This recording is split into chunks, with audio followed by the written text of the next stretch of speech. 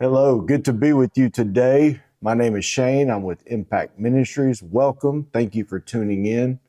It's always fun for me to study and dive in and speak to you. So I enjoy doing this and I'm glad that you're tuning in. Welcome. If this is your first time tuning in, every Tuesday and Thursday, we release a new podcast. So be watching out for that. Today is Thursday. Hope you're having a good week. I'm having a good week. And let's dive in. So I've been talking about 5 characteristics that every character builders for every Christian. I started 2 episodes ago talking about giving. I spent 1 episode on giving. There's a ton of teaching on giving. People believe in it, people don't believe in it. I taught on that for 1 segment. Last time I taught on work. There's very little teaching on work. And work is something I just kind of honed in on. I grew up with a dad that worked hard. He worked for himself. He was an entrepreneur. He built, he worked every single day. We didn't have a lot of money, but we were taken care of, and to the world standards, taken care of well. We didn't have a lot of excess. We didn't have a lot of extra. And my dad didn't finish school. I think he finished the 10th grade or quit in the 10th grade, and he went to work. And he was able to accomplish a lot by not having a lot of wisdom, not having a lot of book knowledge, but just straight up working hard 12, 14 hours a day for a long period, for 6, 7 days a week, however much work he had, working and doing that consistently, and he was able to provide for his family. Now, he always had to be on his own job. He was self-employed, so he always had to work, be on the job himself. He always had 1 employee. He couldn't manage multiple people. He would rather just do it himself. So not everything he did is the way I operate, but the core foundational principle that I want to drive into you and that was driven into me as a little boy is you may have a lot of challenges, but if you will just work, if you will go find a job, you say, I'm in prison. Many of you are going to be getting out of prison. Even in prison, there's things that you can do. There's things you can start doing. And I was emphasizing this last time to make people's life better, to make that prison better. What can you give? What can you do to make that prison better? What can you do every day to make the people's life around you better? Find a problem and fix it. That's work. People pay you to fix problems. They don't pay you to create problems. A lot of people think that they get paid to create problems. You get paid. Work is fixing problems. There are problems everywhere. You can either sit there and gripe about them, you can complain about them, or you can find a solution and go fix it. And that's what work is. Work is real simple. It's a Bible principle. Giving is not a substitute for working. Giving and working work together. Malachi 3:10. Try me in this, God says, in giving, tithe and offering, and see if I will not open to you the windows of heaven. Giving opens a door. The way you receive is to start working. Go with me to Genesis 2:15. And the Lord took man and put him into a garden. The garden's name was Eden. And God said to the man, dress it and keep it. Dress it and keep it. God provided everything for that garden. There was abundance, there was provision, there was opportunities, there was everything man needed was placed in that garden. But it was unorganized, it was disrupted, it wasn't grown yet, it wasn't fallen, It wasn't unorganized from the standpoint that it was evil. It's just all the parts, all the pieces were put in that garden. There was more than enough. God says, here's everything you need, man. But your job is to keep it, organize it, build it, steward it, manage it. So God had a part. He was the provider. Man had a part. He was the worker. From Genesis 2, you see God partnering with man. When you get born again, old things pass away. Behold, all things become new. You must be born again. When you get born again, you leave a corrupt, fallen, broken system, a world. You live in this world, but you're not of this world. And you partner with God. You join with God.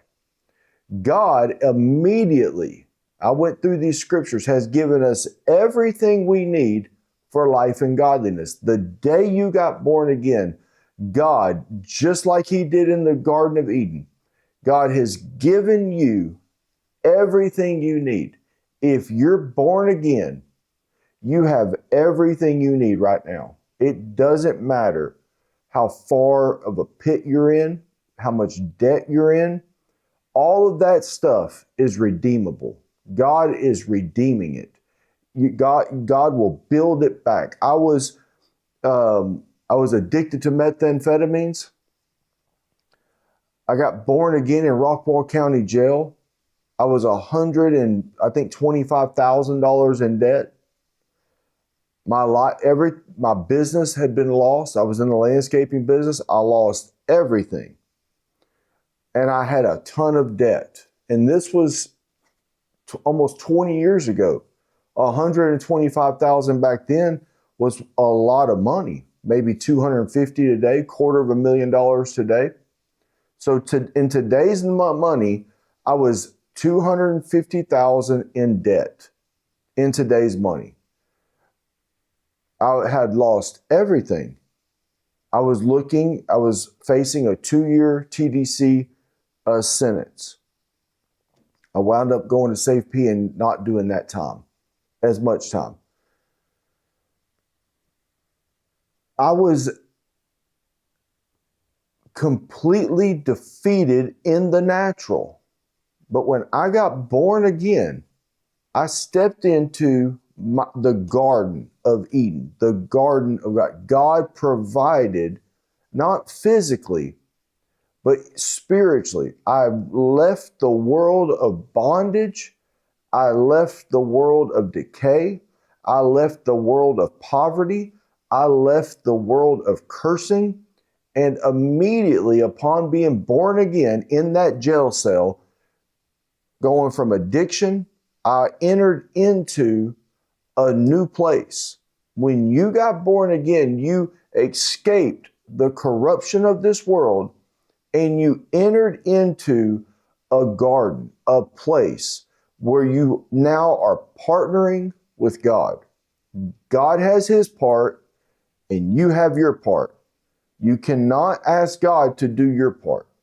Many people don't know what their part is.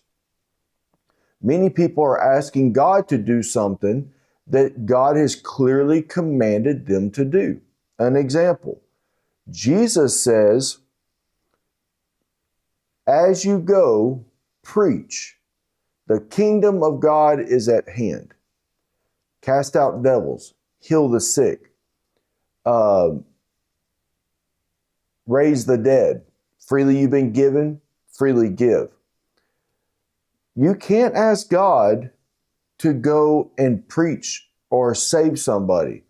God has sent man to go preach and to go save and heal and deliver people. Oh God, heal this person. God told you to heal this person. I'm just trying to tell you and show you, but based on the Bible, there's your part and then there's our part. Character builders that every Christian should have and maintain: giving. You can't ask God to go out And if you find somebody that's in need,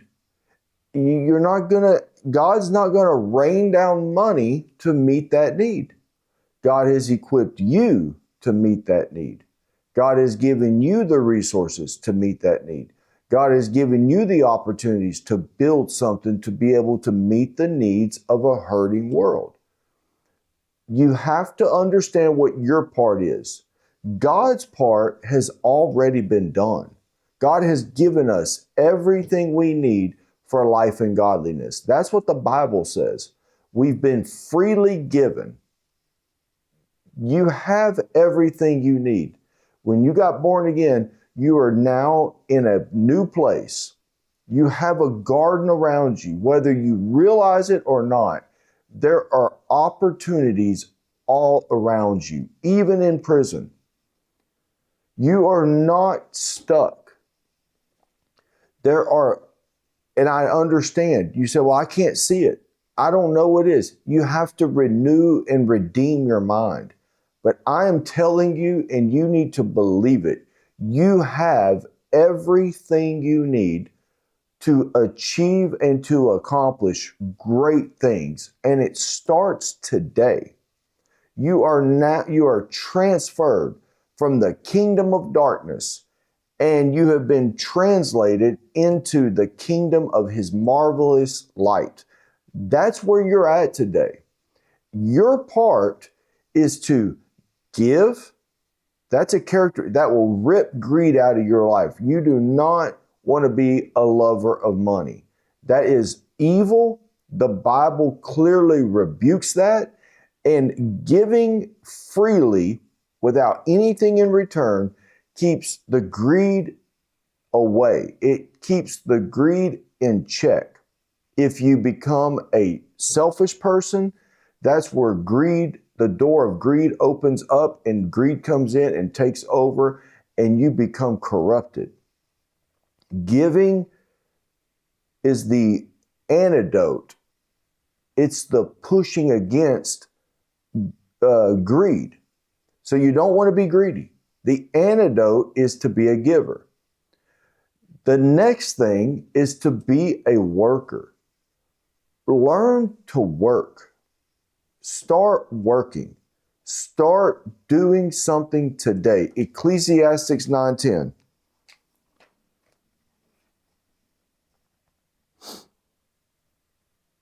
Whatever your hand finds to do, do it with all your might. For there is no work, no device, nor knowledge, nor wisdom in the grave. Whatever your hand finds to do it. You know, you're going to get out of prison, and the very first excuse I hear from people in the prison, out of the prison, when I start talking about work is, well, I have a record. That's just an excuse. We live in America. There is opportunities everywhere.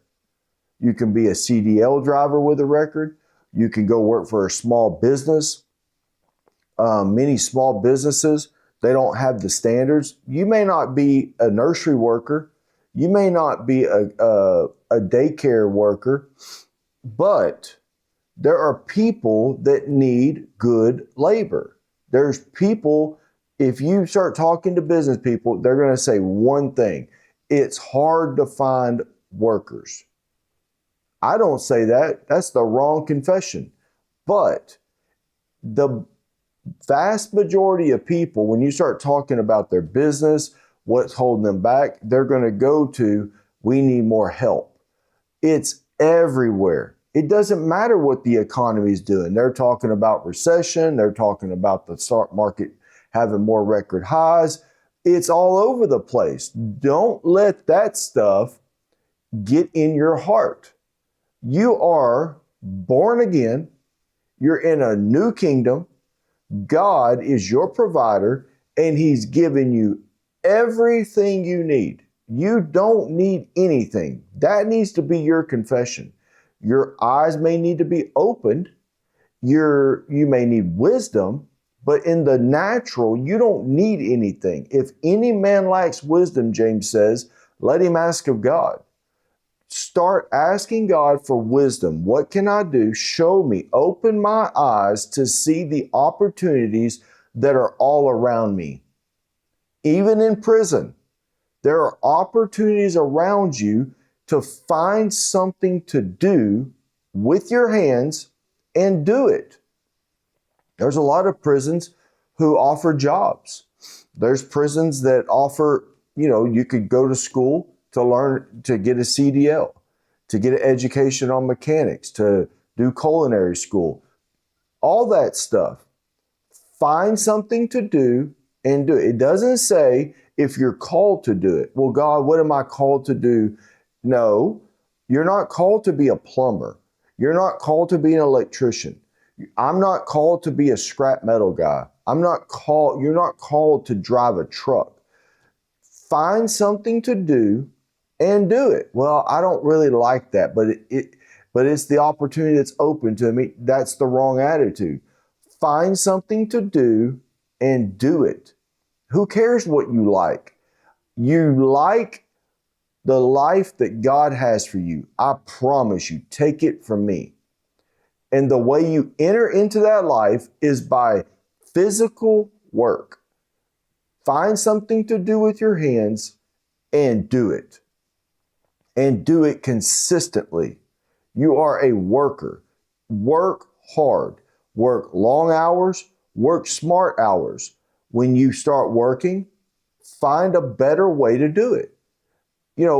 If you have a new job and you go in there, you're like, I'm going to make this place better.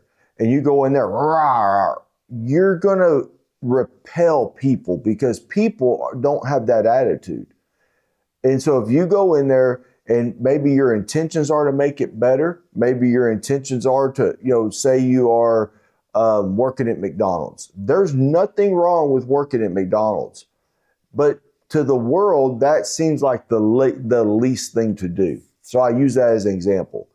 But you're going to go in there and your mindset is, I want to make this place a better place.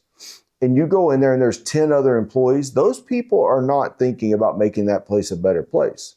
They're thinking about clocking out and going home and doing their life.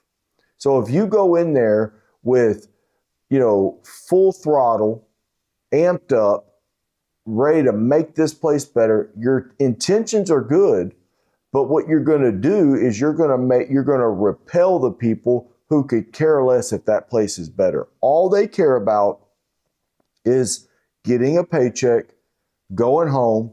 They show up in the morning. They hate their work. They hate their life. They work 8 hours a day. They try to get out a little bit early. They run out of there. They get in their car. They call their friend, whatever. That's what they do. So if you go in there and you're amped up, full throttle, I'm going to make this place better, good intentions, but you're going to lose the crowd. You're going to lose those 10 people. They're going to become against you. So you have to learn to manage the intentions and the people. So it takes time. And that's all great skills to learn. And as you learn that, and as you learn to bring the people in, to get the people to buy in, it takes time. You don't do that the first day. You learn them. You learn about them. You learn what makes them click. You start figuring out ways to make their life better. You win their favor over. And all along, you start learning how to make the place better, make the place more profitable. And as you do that consistently over a long period of time, you start learning management skills. You start learning how to identify issues and problems. Those skills I'm telling you right now are able to be implemented in any environment. And those skills promote you. It doesn't matter if you're a welder. It doesn't matter if you're a nurse or a CDL driver, a mechanic, whatever it is. When you learn how to manage people, you learn how to make the place better, you learn how to make the place more profitable, more streamlined, you will have a job and you will be elevated to the top every single time. How do you learn all those things? By finding something to do, and as Ecclesiastes 9:10 says, do it with all your heart. The people that are fighting for your job, they're going home, they're in abusive relationships, they're in broken marriages, they're divorced, they have kids everywhere, they're angry, they're mad, they're drunk, they're on drugs, they're in that fallen, broken system that you and I came out of. Your competition is weak. But, so you aren't waking up hungover. You're not waking up in despair. You're not waking up with lawyers calling you for a divorce hearing or lawsuits or any of that stuff. You're void of that. So you don't have to spend your time thinking about those things because you live holy, because you're born again, because you're a child of God. Now you already have the upper hand on all the competition. Anybody fighting for the job that you may want, you are already have the upper hand because you live holy. Godliness is profitable unto all things. 1 Timothy 4:8. Having promises in this life, living a godly life brings a tremendous amount of benefits. So don't look at the barriers you have. You have a record, big deal. You also have a God who has taught you to live holy. You're not waking up drunk. You're not coming in late. You're waking up with a sound mind. You're waking up with strength. You're waking up with a clear mind, with the wisdom from God. You have more for you than against you. Don't look at what you don't have. Look at what you do have. Yeah, you have a record. That's just an excuse. I have people that work for me who have records. I also have a record. You know, there are many ways around having a bad record. Maybe you're limited on a few jobs. You may not get a residential plumbing job or a residential HVAC job with a big company because of having to be in people's homes. And if you have a record for theft, I get all that, but that is 1 in a million jobs. There are jobs everywhere. You have to get to a mindset, just whatever opportunity opens its door to you, walk through it. Whatever your hand finds to do, do it. When you get out of prison, go apply for jobs. Go find a job and go work it with all your heart consistently for a long period of time. Not just a month, not just a year. Working is your partnership with God. God is your partner and you're a partner.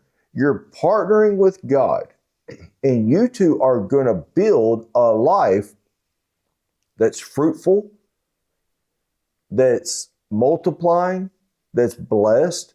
That's who you're partnering with. The outcome is sure. The partner you partner with is not a liar. He doesn't say something and take it back. He means what he says. That's your partner. No matter what the job is, no matter how low it feels in the totem pole, find something to do, partner with God on it, and that will elevate you to a place. There will be steps, there'll be growth. You don't know anything. I don't know anything. I know more than I knew. But when I started my business, I didn't know all of this. You grow. The first step is find something to do. Do it today. You say, well, I don't know what to do. Figure it out. It starts today. In the prison, figure out something to do. And do it heartily. Do it with all your might. Do it with all your strength. Proverbs 12:11. He who works his land will have abundant food. He who works his land, Proverbs 12:11, will have abundant food. Poverty is rejected by working. He who works his land will have abundant food. Work is the enemy against poverty.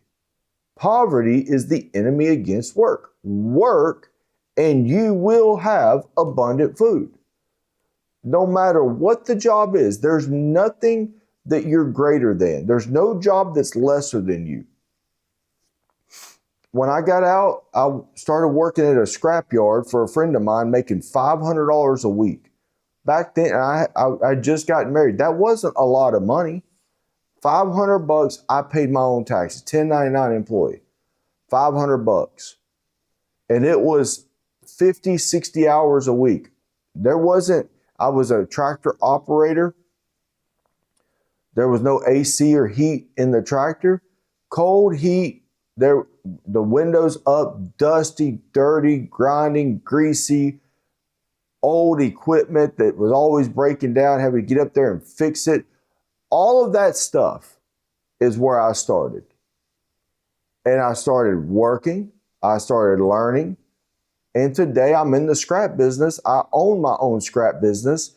And we are extremely successful. But I don't have my guys, all my equipment's brand new. AC's working, heater's working.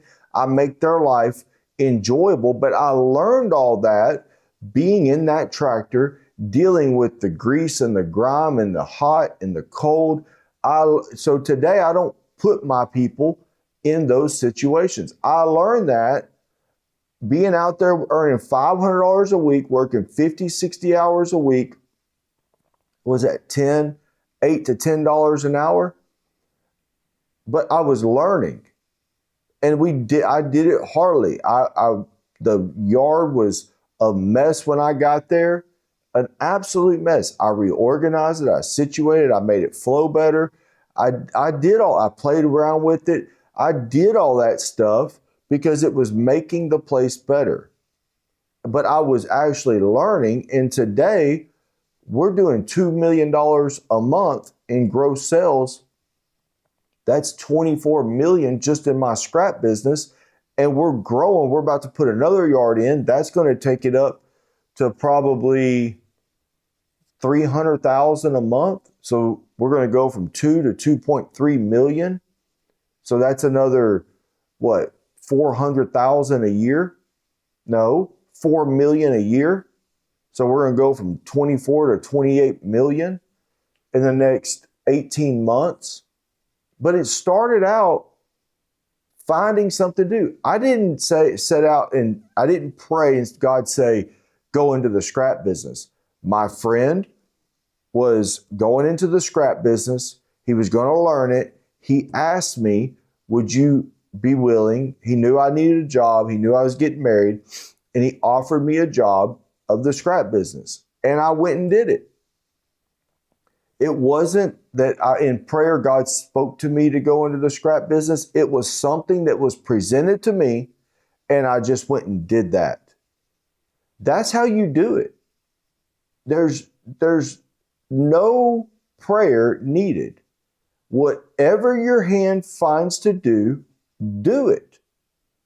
And as you do it, you're learning, you're developing, you're learning how to manage people, you're learning how to manage systems, and you're building systems, and then just go make it better. If it's a scrapyard and it's unorganized, organize it. If it's a warehouse that they have challenges of getting stuff processed and out on time, go figure out how to fix that problem. Go be a tool to fix the problem. That's what you do. That is work. He who works his land, that's working your land. Go work your land. Go organize your land. Go figure out what opportunities you have and just do it, and do it good, and do it consistently. The Bible says a man should work 6 days and rest one, the Sabbath. In today's society, America, it's like a benefit or, an expectation that we're going to work Monday through Friday. And then you're off Saturday and Sunday. That's what that's what the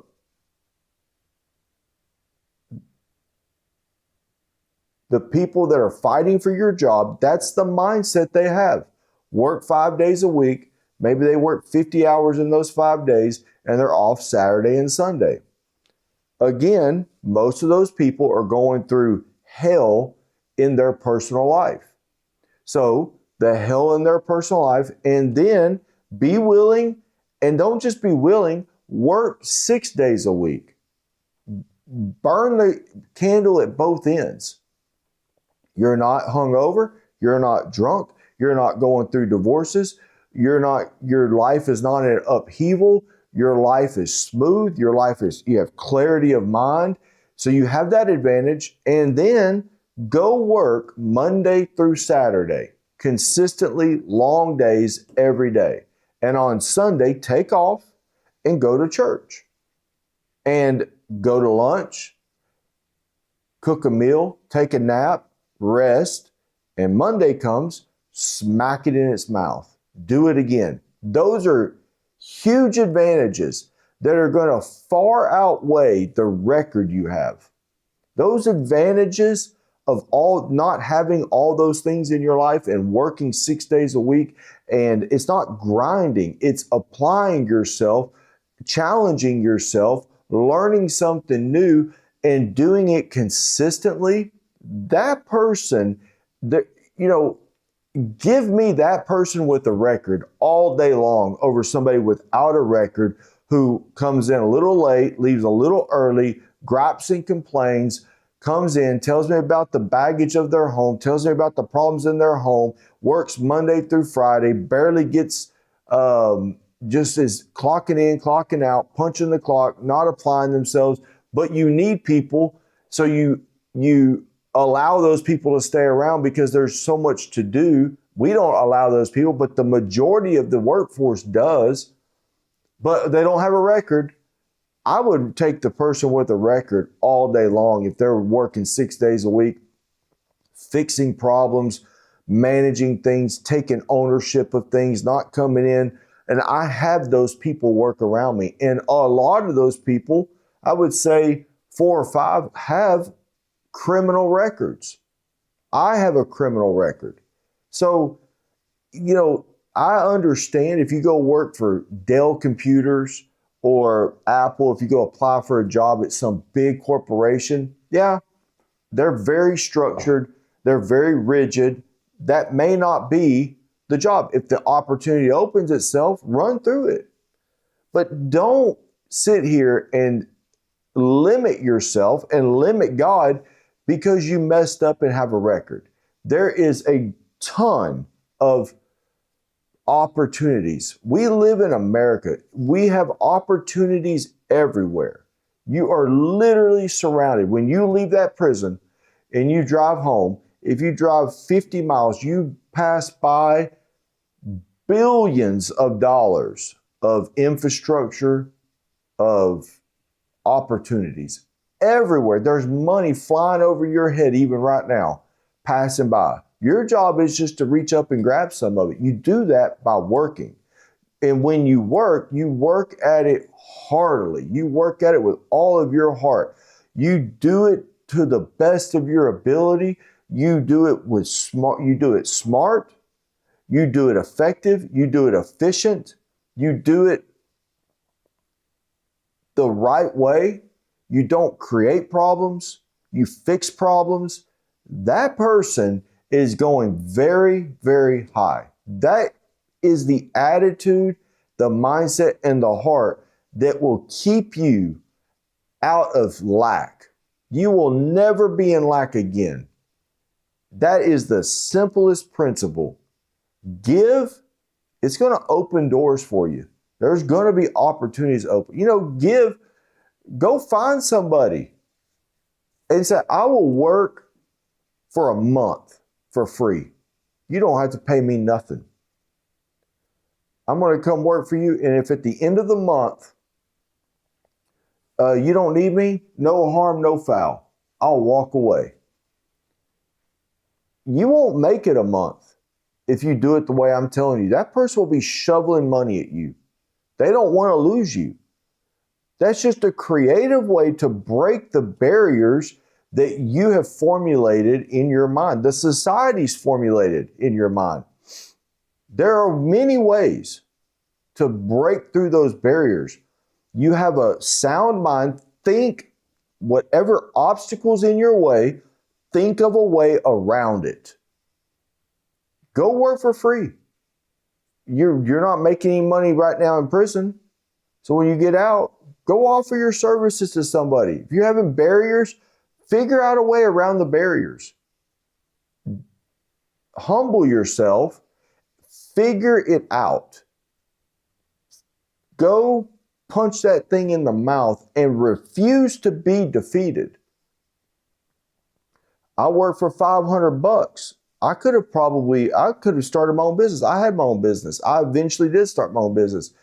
I didn't realize at the time I was learning a trade that I would eventually be in that would be far beyond any opportunity I could have put my head around. I was not smart. I didn't know all of the things that I know today, and I still don't know a lot. I'm learning every day just like you are. So find something to do and do it and watch what'll happen in your life. Proverbs 14:23, in all labor there is profit, but mere talk leads only to poverty. Proverbs 14:23, in all labor there's profit. Labor is good. Work is a good thing. Many of you have despised work. You thought work was under the curse. You thought that work was just something that we had to do. It was secondary. God's first, family, then work. You have to work to provide for your family. Work is a holy covenant thing that was established by God. Work was not established by the devil. Work was established by God. Work is a holy thing. It's a partnership with God. God created the garden, put man in the garden to work and to steward it, to manage it, to keep it, organize it, to grow it, to build it, to multiply it, all these things. Be fruitful and multiply. That was a command from God to man after God established man in the garden. Be fruitful and multiply. Work is a holy thing. Work is a good thing. Work is not laborious. Work is not something you have to do to go live the real life. That is backwards, and that's what leads to destruction. Work is a great thing. Because I work, because I've done it over a long, consistent period of time, and I continue to do it every day. I work a lot of hours, at least 60, probably more. I don't know. I haven't kept up with it. But because of that, as a byproduct, I get to do things that are real fun, that a lot of people are chasing to do. It comes to me freely because I have the money, I have the resources. We want to go on a trip? No problem, no big deal. We do it. I don't live for that. Most people live for that. Most people live for Friday night. Most people live for Saturday. Most people live for vacation. They spend their whole year living for Christmas, living for vacation. They go in debt to do all those things, and then they spend the rest of the year paying back the debt to go do this thing that they think is the prize. The prize is Monday morning. The prize is Tuesday morning. Waking up, cranking up those machines, buying some more material, selling some more material, making some deals, figuring out ways to do it better, figuring out ways to grow, develop.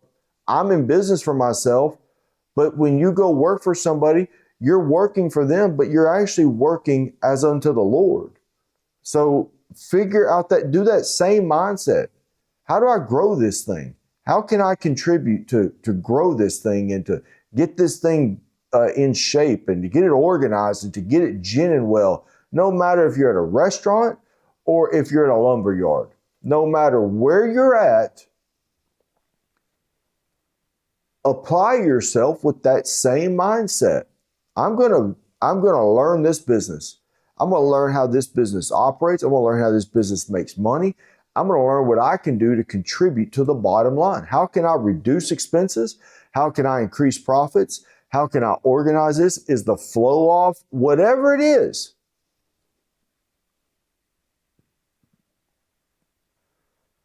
There's so many opportunities. There's AI. People say, well, AI is taking jobs. No, AI is creating jobs. Somebody has to program it. AI makes mistakes. Somebody has to find those mistakes. There's technology. You don't have to have, if you were a drug addict that's been free and you went to prison, there's so many technology jobs that you don't even intertwine with people. You don't mingle with, you're not in people's homes and stuff. There's welding, landscaping, CPA work, office work.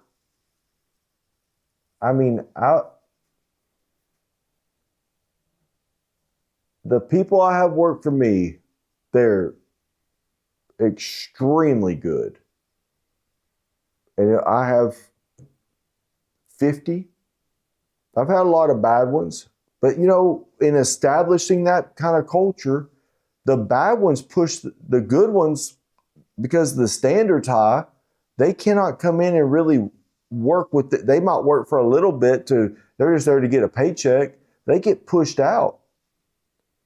So that's how you turn it around. You start at the bottom, you work, you apply yourself, you figure things out, you become a blessing, you fix problems, you don't create problems, you work at it with all your heart, you do it with all your might, you show up there excited because this is an opportunity, this is a blessing, this is actually a blessing and not a curse. Most people think that working's a curse. It's not a curse, it's a blessing, it's holy. It's a gift from God. It's the door that's going to keep you out of lack. It's the door that's going to keep you out of poverty. It's the door that's going to keep you out of bankruptcy. It's literally the door that opens up from your giving. It's called work. Janitorial is not somebody has to clean the building. There's a guarantee there's a better way to do it. Figure it out. Somebody has to cook the meals. Figure out how to make those meals better. Figure out how to make people happy. That's work. Fixing problems. Applying yourself to make the place better. It's so simple. And it starts where you're at today. People in prison, I see it often. They have business plans. Business plans look good on paper. I've seen a bunch. I can make any business look good on paper. Execution's better than planning. You need to have some plans. I'm not diminishing that, but people go out and have this big, business plan. I'm going to do this, and they have it mapped out and all that stuff. And, until it's executed, it's just ink on paper. I would rather have an okay business plan with great execution. I would invest in that before I would a great business plan with poor execution. I would not even invest at all if it was the best business plan, but the person was terrible at executing. I won't put $1 in that. It's going to fail. But an okay business plan with somebody who's a great executor, I will invest in that because the person's going to figure it out. So it's not about the plan. It's not about the idea. It's not like this idea is guaranteed to work. The person that executes is guaranteed to thrive. I will invest in that person. Whether they work for me, whether they have an idea, I will invest. Don't send me letters with your business plan And I'm not investing in any of that. I don't want business. I don't need more businesses. I've got plenty.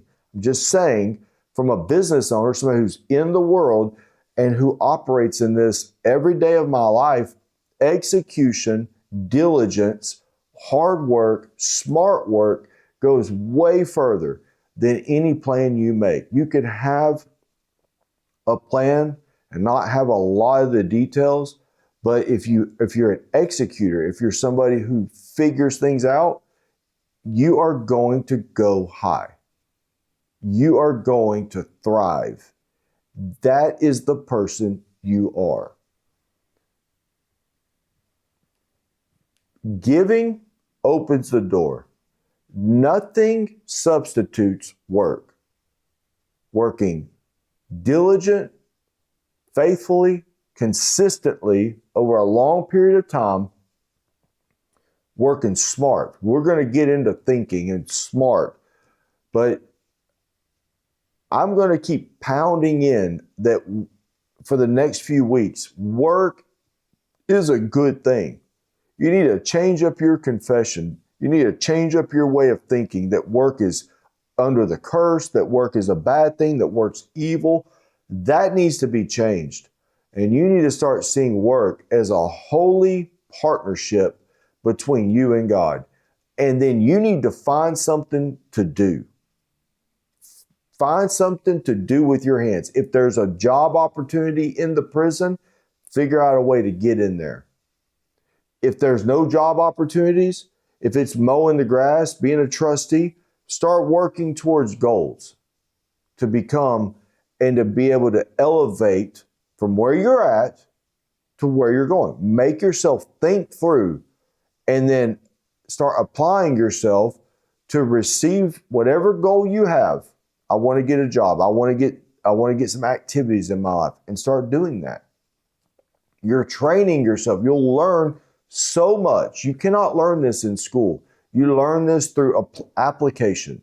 You learn this through diligence. You learn this through working, through showing up, being consistent, and not stopping.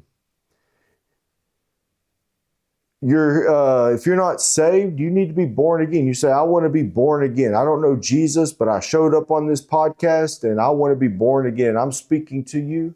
Your life is in shambles. Your life is, in the pit. You're addicted. I was all those things. It's okay. You need to be born again. You need to give your life to Jesus. You need to make him the Lord of your life. And when you do, that stuff literally wipes away immediately. All things become new, and you step into a kingdom where you partner with God. He's your father. You're his son. You're his daughter. Pray this with me. Say, Jesus, I need to be saved. I admit I'm a sinner. I believe you died for me and rose again. And today, I make you the Lord of my life. Now say this, I'm saved. I'm healed. I am delivered. I'm blessed. I am a child of God. In Jesus' name, amen. Have a good day. I'll see you on Tuesday. God bless you.